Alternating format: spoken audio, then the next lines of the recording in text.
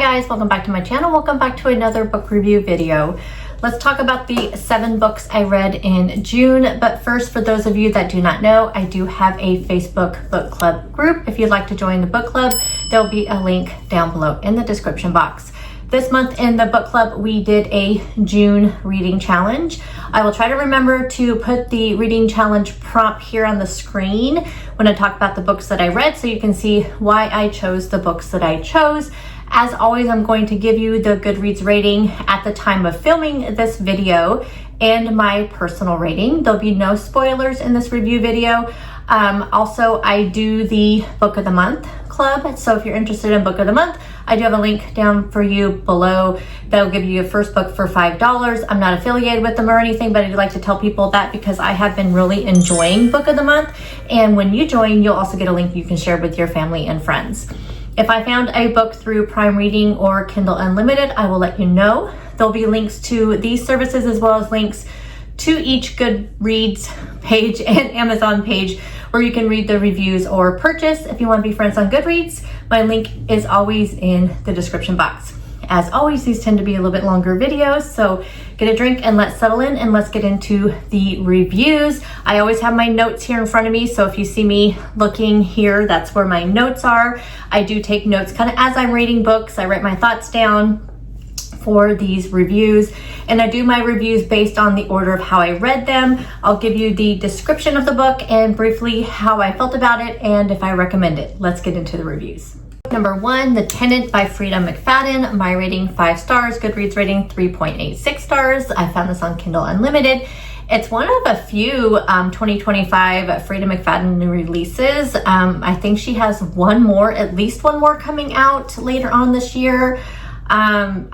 She's just like, they're just coming out like crazy this year. The synopsis of this book. Blake Porter is riding high until he's not. Fired abruptly from his job as VP of marketing and unable to make the mortgage payments on the new brownstone that he shares with his fiance, he's desperate to make ends meet. Enter Whitney, beautiful, charming, down to earth, and looking for a room to rent. She's exactly what Blake's looking for, or is she? Because something isn't quite right, the neighbors start treating Blake differently. The smell of decay permeates his home no matter how hard he scrubs. Strange noises jar him awake in the middle of the night, and soon Blake fears someone knows his darkest secrets. Danger lives right at home, and by the time Blake realizes it, it'll be far too late. The trap is already set. I love this book. I've been saying this the last couple of Frida's new releases that I feel like she's back. I was not a huge fan of The Teacher, The Coworker. I felt like there's one more. I didn't like the 3rd book of the Housemaid series. I felt like it was not needed. The Crash was okay. The Boyfriend, I really liked a lot. The Crash, like I said, it was okay. I think The Crash I did 4 stars. And anytime I do a 4-star rating for a Frida book, that means it was good, but there was some issues with it. But I really loved this book. I felt like it had everything that I love about a Frida book. We had short chapters, so that just makes you not want to put it down because you think, okay, we're just flying through these chapters. Characters we love to hate. There's always a character she writes that, you just cannot stand, but you just want more chapters about that character. And the great twist that we didn't see coming, and even if we did, because there's a couple I saw coming on this, but we don't care because they are so good. The way that she unfolds the twists are so good. So even though you've guessed it, the way she presents it in the book, you still don't see it coming in that way. I also love when she includes an epilogue because I feel like the epilogue contains just one more final shock factor, and this book did not disappoint in that case. So definitely, if you were kind of put off by some of her releases, or if you were just introduced by Frida with like The Teacher and The Coworker and you were not like really impressed and you thought, what is going on? Like, why are people just so like loving her books? Either read some of her older books, because like I say, I still feel like her older books are the best. Like, I still say that I still like Locked Door, and why is like my brain not remembering the name of the one that I like the most? Oh my gosh, you guys. my memory is not the way it used to be. But there are ones that I like that are older than even the newer ones. But this one I really, really loved. Definitely recommend picking it up. And like I said, if you have not picked up any Frida books, either pick up some old ones or pick up the ones that she has put out this year. In book number 2, we have yet another Frida McFadden. This one is Death Row by Frida McFadden. My rating 4 stars. Goodreads rating 3.61 stars. This is found on Kindle Unlimited, and this is a novella. With all hope of an appeal fading away, the fate of a condemned murderess takes a shocking turn in a breathtaking short story. Talia Kemper is on death row for murdering her husband. She had an alibi and no known motive yet. Talia's unwavering protestations of why can I not say that word, of innocence have always been ignored. Then one day in the visiting area, she sees a recognizable stranger she's certain is her husband. It turns out the man she's convicted of killing may not be dead after all. But as the days tick away toward Talia's execution, what will take for her to be believed? So this is a novella I read for the June reading challenge.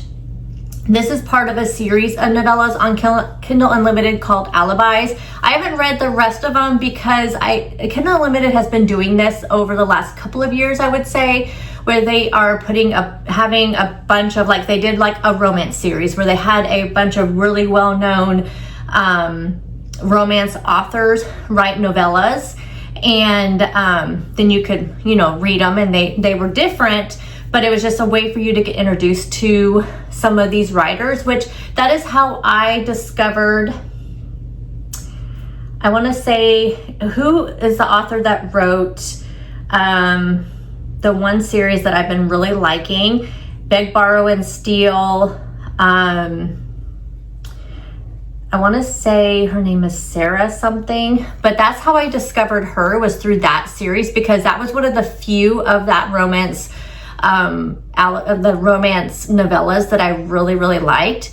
I read almost all of those ones, and I'm just not a huge fan of novellas. Now, I had to read it for the reading challenge, and I like to put those into I create the reading challenges. So I know you might say, okay, if you're creating them, you don't like novellas, why do you put those in there? Well, I put them in there because my reading challenges typically have like 9 books, 9 reading prompts, and just to give a chance for people who may not be able to read 9 books. So I try to kind of slip something in there that either a short book would fit the prompt or a novella would fit the prompt. So kind of just to give someone a little bit of a leg up to be able to, finish the reading challenge. So I like to throw those in there.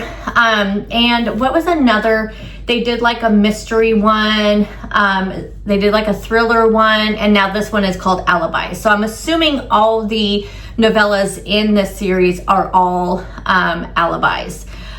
So this one, I haven't read any of the others. I do know that Chad Zunker, which I just read one of his books a few months ago, and I really, really enjoyed that book. I know he wrote one, but again, I don't think I'm going to pick any of the other ones up. Just again, I always feel unsatisfied after reading the novellas. I love the concept of this book, and it had a dual timeline, which I feel like to be able to execute a dual timeline in a novella is really hard to do. I mean, how do you do that? You only have X amount of pages, so how do you do a dual timeline in a novella? Well, Frida did it, and she did it very well. But per usual with any novella, I did find it a bit rushed, and I wished it was a bit longer. The plot was really good, and it was executed really well, but I just don't feel myself being able to give a 5-star rating to a novella because I feel like they are all rushed. But I felt like with what she was given, I don't know what parameters is a novella, I feel like they're all under about 100 pages. Although I do feel like one of the romance ones that I read was about 110 pages. So I don't know what constitutes a novella, but I do feel like this one was around 70-ish pages. And I feel like if that one was 110, so if a novella is like 150 or less, I do feel like if Frida had maybe added a few more pages, it could have been a 5-star read, because I do feel like she did the dual timeline very, very well. I just felt like it just got a little bit rushed, which I don't think is fault of her own, but if she had been able to add more pages, I think she should have. Book number 3, Beyond Reasonable Doubt by Robert Dugoni. My rating 5 stars, Goodreads rating 4.36 stars. This book is available on Kindle Unlimited. This is the second book in the Kira Dugan series. When Jenna Bernstein, disgraced wunderkind CEO of a controversial biotech company, is accused of murdering her former partner and lover, she turns to Seattle attorney Kira Dugan to defend her. Kira is more than a master chess player who brings her intuitive moves into court. She's Jenna's childhood friend, but considering their history, Kira knows that's where Jenna goes, trouble follows. 3 years earlier, Kira's father successfully defended Jenna when she was tried for the killing of her company's chief medical scientist, who threatened to go public with allegations of corporate fraud. Kira knows Jenna too well. When she was a kid, Kira saw Jenna for what she is, a manipulative and frightening, controlling sociopath. Now, with only circumstantial evidence against Jenna, Kira is willing to bury any trepidation she might have to defend a woman she believes, this time to be innocent. As the investigation gets underway and disturbing questions arise, Kira puts her trust in a client who swears nothing but the truth. If this is all just another devious game, Kira might be working to set a murderer free. Now, after reading this book, I do find the synopsis a little inaccurate and misleading. I always ask myself, who writes these synopsises? Like, I feel like it's somebody besides the author, unless they're told to write it in a way to hook somebody. I don't know, because there's a few misleading things in there. I don't want to say anything more, but sometimes that just disappoints me whenever, I mean, this one's not bad. I have read some synopsis where it is nothing like the book, and it's just like, what the heck are they even trying to sell us here, you know? In this case, it's not super bad. This is the second in the Kira Dugan legal thriller series. I read the first one earlier this year. Really good. I loved the first one. If you like courtroom drama, family drama, this has a lot of family drama in it with Kira's sisters and dad. You will really like this series. I love the first one in the series, Her Deadly Game. It was so good. It was really good. I did find this one didn't grip me as much as the first one, not as much excitement or tension, but it was definitely worth a 5-star rating. The ending was so good. It made it definitely worth a 5-star rating. I highly recommend this series. Robert Dugoni does the crime thriller, legal drama, courtroom drama really well. I've never read his history, but I wouldn't be surprised to learn if he has some sort of legal background, because I feel like he does it really well and it seems very accurate to me. I wouldn't know any difference, but it just seems to be, he seems to do it really well. And like I said, the courtroom drama, family drama, all of that is done really well. The next book in this series doesn't come out till January of 2026, so we'll have to wait till then to read more about Kira and her family. Book number 4, Dial A for Aunties by Jessie Q. Suntanto. My rating 3.5 to 4 stars. I'm still kind of unsure on my rating for this book. Goodreads rating 3.69 stars. I really had no idea what I was getting into when I started reading this book. So let's go to the synopsis and then we'll talk about my thoughts. What happens when you mix one accidental murder with 2,000 wedding guests and then toss in a possible curse on 3 generations of an immigrant Chinese Indonesian family? You get 4 meddling Asian aunts coming to the rescue.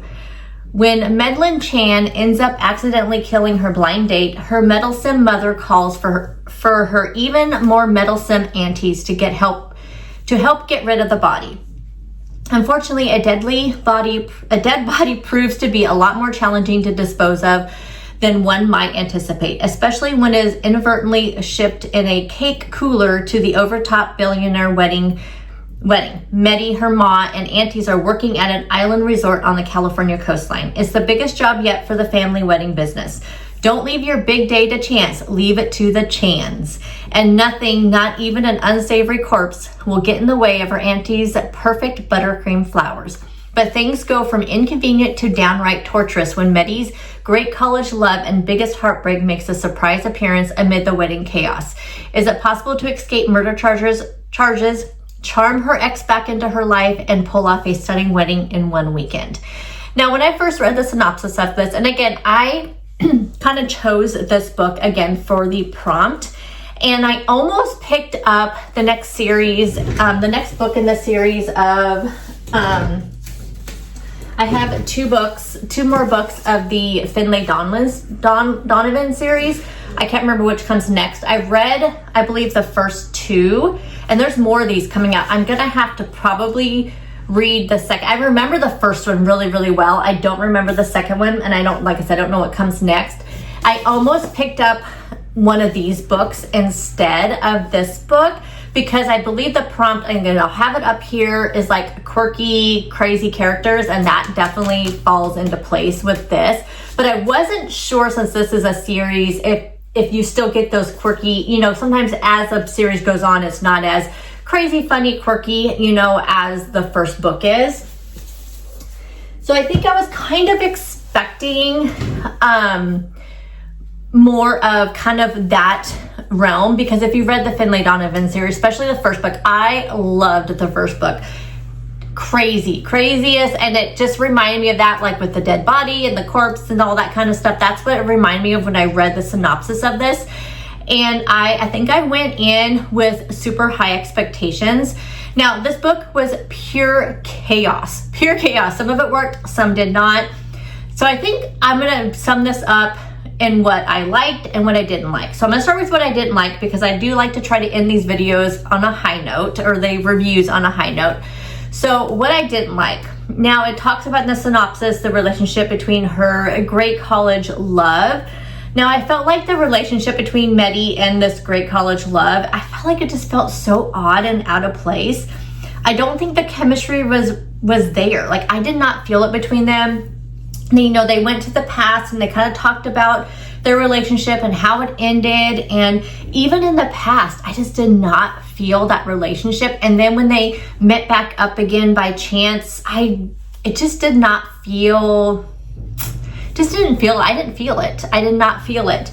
And then the accidental murder mentioned in the synopsis, it just led to some really ridiculous moments. You really have to suspend your disbelief on it, which I think is the case with a lot of books, which I have no issue doing that. With the books that I read, I obviously have no issue doing that. But it was like one thing after another, and I feel like there's too many of those moments. Like, I feel like I really loved some of the moments, and I laughed out loud with so many of them. I just thought it was so funny. The ants are ridiculously funny, but I did feel like there should have been less of the moments.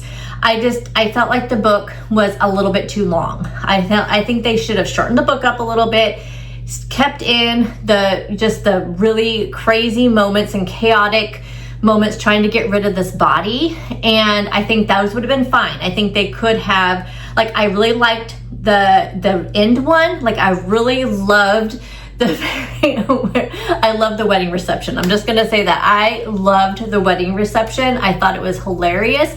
I would have liked them to keep that in, but there's a couple other moments that I think they could have taken out that just kind of dragged on, that I just almost like wanted to stop reading. And I actually did put the book down a couple of times.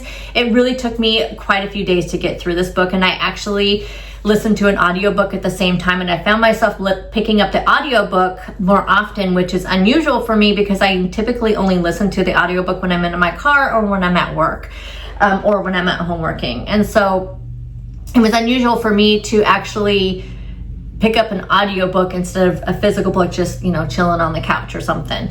But what I really, really liked about this book, like I said, are the Aunties. I love their attitudes, their competition with each other, and their loyalty to the family. Like, they have zero hesitation to help out Medi and to help out each other. And just so many hilarious moments. So yes, I liked this book, and I really do think it really is a 4-star read for me. But I do feel like it could have been shortened up. They could have taken out some of the stuff out of the middle, and it would have been flow a little bit better. I just felt like, and I just don't think that the love story had to be in there. I think they could have left that out. I don't know. It does kind of tie in at the end. I don't know. Let me know if you've read this book. I'd be so curious to hear your thoughts on it. There is another book out or coming out or just came out with the Aunties. I don't know if this was the first one. I just happened to see it when I was trying to find something to fit this prompt. But I do know there's another one either coming out or has come out. And I'm not sure if I'm going to pick it up or not. But let me know. I'm just curious if you have read this book. I'm curious to hear your thoughts on it. Book number 5, Summers at the Saint. My rating 4 stars. Goodreads rating 4.07 stars. I found this one on Kindle Unlimited. Again, I've had a lot of my books on Kindle Unlimited this month, mainly because I was trying to find books to fit my prompt. I have been trying to make sure I grab one book at least off my shelf to try to read my bookshelf. And I've been trying to look at books that I have purchased through Apple Books and books that I have purchased through Kindle. And so that's what I was shopping first, was like my TBR. And so every book that I chose for this challenge was ones that were either on my TBR or ones that I found on Kindle Unlimited. So let's talk about Summers at the Saint. Welcome to St. Cecilia, a landmark hotel on the coast of Georgia where traditions run deep and scandals run even deeper. Everyone refers to the St. Cecilia as the Saint. If you grew up coming here, you were a saint. If you came from the wrong side of the river, you were an ain't. Tracy Eddings was one of those outsiders whose family wasn't rich enough or connected enough to vacation here. But she could work here. One fateful summer she did and married the boss's son. Now she's the widowed owner of the hotel, determined to see it return to its glory days, even as staff unscrupulously brother-in-law wants to make sure she fails. Enlisting a motley crew of recently hired summer help, including the daughter of her estranged best friend, Tracy has one summer season to turn it around. But new information about a long ago drowning at the hotel threatens to come to light, and the tragic death of one of their own brings Tracy to the brink of despair. Tracy Eddings has her back against the pink-painted wall of this beloved institution, and it will take all the wits and guts she has to see wrongs put to right, to see guilty parties put in their place, and maybe even find a new romance along the way. So the only other Mary Kay Andrews book I read was a holiday book. This one was a little long, and so I was so I almost didn't pick it up because I was struggling to even finish the reading challenge, which I did not finish the reading challenge, but this one just fit it so well, and I've been wanting to read another Mary Kay Andrews book, which I have one on my shelf, but it did not quite fit any prompts. And so I feel like all of her books are 400 plus pages. So I just bit the bullet and grabbed it, and it actually, it was a little slow getting into, and I almost stopped reading it. So it was long, and it was slow to get into because it has a lot of characters. And so it's like in the beginning, they introduced all the characters. So it just took a little bit to get through as we got through all the characters. But other than that, it was such a fun read, and the pace really picked up about a quarter of the way through. So just getting through the first 25% of the book, just give it a chance. Get through that first 25%. And then after that, the chapters are really, really short. They bounce between the multiple points of view really well, though. You don't ever it just bounces really quickly because of those short chapters. I feel like it realistically shows all aspects of resort life. I've never been to resort, but I feel like with all the movies I've watched and other books I've read, I feel like it really, displays that really accurately. I think it's a great book to pick up right now during the summertime. It has all those summer vacation vibes. And it definitely has a great blend of humor, romance, and suspense. It was done really well, and I'm glad I picked it up, and I'm gonna see if I could fit this other one that I have by Mary Kay Andrews, and there's a ton on Kindle Unlimited also, but I don't know if it's gonna fit into this month's reading prompt, but I'm gonna see if I can. If not, I'll definitely pick it up next month. Book number 6, In the Clearing by Robert Dugoni. My rating 4 stars, Goodreads rating 4.19 stars. This was found on Kindle Unlimited. This is the 3rd book in the Tracy Crosswhite series. Detective Tracy Crosswhite has a skill and a soft spot for tackling unsolved crimes. Having lost her own sister to murder at a young age, Tracy has dedicated her career to bringing justice and closure to families and friends of victims of crime. So when Jenny, a former police academy classmate and protege, asked Tracy to help solve a cold case that involves the suspicious suicide of a Native American high school girl 40 years earlier, Tracy agrees. Following up on evidence Jenny's detective father collected when he was the investigating deputy, Tracy probes one small town's memory and finds dark, well-concealed secrets hidden within the community's fabric. Can Tracy uphold the promise she's made to the deadly girl's family and deliver the truth of what happened to their daughter, or will she become the next victim? So I started the Tracy Crosswhite series back in 2018. And so that's the reason why it fit in with this prompt, because I have had several of the, I wanted to finish the Tracy Crosswhite series. There's a ton of books. I don't think it was finished at the time of 2018. I feel like it's done now. But 2018 was like the start of my 3-year reading slump. I think 2018 I only read about 10 books, and then it was like, or maybe I read like 14, the next year was 10. 2020 I only read like 2 books. It was a huge reading slump year. So I'm sure that's one of the reasons why I didn't continue with the series. I picked this one up, like I said, because it fit the reading challenge prompt for this month. I actually went through my books that I added to my TBR on Goodreads, and I looked at the ones that I added the longest time ago, and this was one of those ones, and I was like, oh my gosh, because I have been seeing them pop up, because I just read Robert Dugoni, the Kira Dugan series, and I went to go look, okay, what other series does he have? His name sounds so familiar. I know I've read other things by him. And then I saw the Tracy Crosswhite series, and I'm like, didn't I read those? And that's when I started looking at my TBR, and I was like, oh, yes, I did. And so I picked it up, and that's what's nice about these series, these longer series, especially, like you guys know, I read series by Kendra Elliott and Melinda Lee, and those are super long series, but you don't have to start at the beginning. It's nice to start at the beginning, especially you kind of get to know, like, okay, when they start talking about things that happened in the past, they do try to kind of catch you up. But I knew I would be able to pick up this 3rd book, and it wouldn't matter that I have no idea what happened in the first 2 books, because it kind of catches you up a little bit. I could say the same things about this series with this author's other one I talked about earlier in this video. The series is set in the Pacific Northwest, so I'm familiar with the places mentioned in the book. So it always lends to enjoyable read as well. It's always nice to hear like familiar places. I did listen to this as an Audible book, so my only comment is on the narrator, not the author. Of course, not the author's fault at all. And she pronounced so many of the names wrong. And tell me if that bugs you. Like, if you are listening to an audiobook that's set in your home state, and this is set in like Washington, and does it mention Oregon? I think it's only set in Washington. But it's set in areas that was like, I grew up on the border of Oregon and Washington.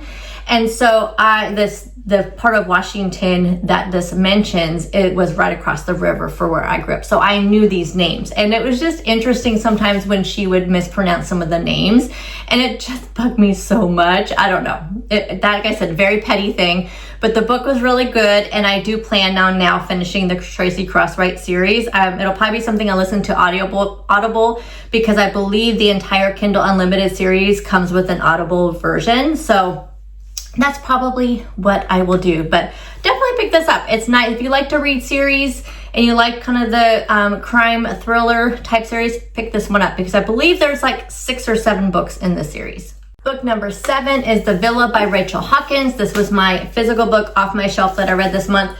I got this from Book Outlet, so we have a little sticker on here. I tried to take those off. I didn't realize I didn't take this one off. But this is A Villa by Rachel Hawkins. My rating 4 stars, Goodreads rating 3.63 stars. And I read this one in one sitting on a Sunday afternoon. Let's talk about the synopsis, and then we'll go into my thoughts. Okay, let's get there we go. As kids, Emily and Chess were inseparable, but by their 30s, their bond has been strained by the demands of their adult lives. So when Chess suggests a girl's trip to Italy, Emily jumps at the chance to reconnect with her best friend. Villa Estes, oh my gosh, these names, I'm gonna butcher them. And Overto is a high-end holiday home now, but in 1974, it was known as Villa Rosato and rented for the summer by notorious rock star Noel Gordon. In an attempt to reignite his creative spark, Noel invites up-and-coming musician Pierce Sheldon to join him, as well as Pierce's girlfriend I think it's Mari. It's spelled M-A-R-I. I kept reading it. When I was reading it, I kept reading it as Mari. And her stepsister, Laura. And I think it's Lara, L-A-R-A. That's how I pronounced them in my head. But he also sets in motion a chain of events that leads Mari writing one of the greatest horror novels of all time. Laura composing a platinum album and ends in Pierce's brutal murder. As Emily digs into the villa's complicated history, she begins to think there might be more to the story of the fateful summer in 1974. That perhaps Pierce's murder wasn't just a tale of sex, drugs, and rock and roll gone wrong, but something more sinister might have occurred, and that there might be clues hidden in the now iconic works that Mari and Laura left behind. Yet the closer that Emily gets to the truth, the more tension she feels developing between her and Chess. As secrets from the past come to light, equally dangerous betrayals from the present also emerge, and it begins to look like the villa will claim another victim before the summer ends. So I was hesitant to pick this up due to the negative reviews I read and heard on various social media platforms. I try to stay away from reviews, but I mainly got caught up in like TikTok and YouTube and Instagram reviews about this when it first came out. And I remember just hearing like really terrible reviews about it. And so I did go to Goodreads reviews and start reading them. And when I saw it on Good Book Outlet, I'm like, okay, it was during their $5.99 fiction sale. I'm going to get it. $5.99. I'm just going to pick it up. And I actually think it may be on Kindle Unlimited now. So I probably could have just got it on there. It may not be. I'm not for sure. I do know there's a couple of Rachel Hawkins books on there. So I just let it sit on my shelf for a long time, and I would pick it up. It fit a couple prompts over the last few months, even last year. And I'm like, no. But then when the prompt was like a place you'd like to go, which I would love to go to Italy. And so I picked this one up one Sunday afternoon. It was actually the 29th of June. And I knew I only had 2 more days to try to at least squeeze in one more book. And so I thought this one is super short. I think it's like 279 pages. And so I picked this one up thinking, okay, I can read this in the 2 days. I can read this Sunday and Monday, finish it, and then I have one last book to try to get, at least 7 of the 9 prompts done for the month of June. And so I sat down, started reading it. It was probably towards the afternoon because I just got done doing my meal prep. And so I sat down, it was about noon, I would say, started reading it, and I just could not put it down. I found it to be really, really good. And I don't know if it was because I read it all in one sitting. I mean, I read it in a few hours. The only time I got up was to go to the bathroom, get something to drink. I did not find it a slow burn. I feel like everybody said it was a slow burn, and I did not find that at all, because I do not like books that whenever I do hear a book is a slow burn, I won't pick it up because I do not like slow burns. That's the reason why I love thrillers, because they go usually super quick, and psychological thrillers, those kind of books. That's why I like them, because they are not slow burns. But maybe because I read it in one day, it didn't feel like a slow burn. But one of the reasons why I did give it a 4-star rating versus a 5-star rating is because I did not care for the relationship between Emily and Chess, and I was not happy with how the relationship progressed at the end. I was not happy about that. I did not like how the author left the relationship at the end. I also feel like it could have been a bit more atmospheric, because this was supposed to be this creepy murder house, and it just wasn't really described as such. But I mean, maybe just because of the fact that I read so many books, like Riley Sager books, and like Stephen King books, and those books are so atmospheric, you just really feel the creepiness, this is a murder house, and you get those gothic creepy vibes. I didn't get that from this book, and maybe she just doesn't write that way. I think this is like the 3rd book I read from her. But the dual timelines were done really, really well. Both stories flowed well from one to the other. I feel like I enjoyed the 1974 timeline much more than the current one. And I think that just has to do with the fact I did not like Emily and Chess's relationship. But all in all, a solid book. I enjoyed this one much better than The Wife Upstairs. I think that was my least favorite of her books. I do have one other book on the shelf, and that's Reckless Girls. I think I can fit that one. I think that possibly will fit into my reading prompt for this month. So I think I actually will probably read that one this month. We'll see. I'm still trying to figure out. I know it's like July 6th when I'm filming this, and I still haven't picked my books for the month, but we're doing a short challenge this month. So we'll get it done. We'll get it done. And those are the 7 books I read in the month of June. Let me know what books you read. What was your favorite book that you read this month? How many books did you read? What are you looking forward to reading next month? And I'll see you guys in the next one. Bye, guys.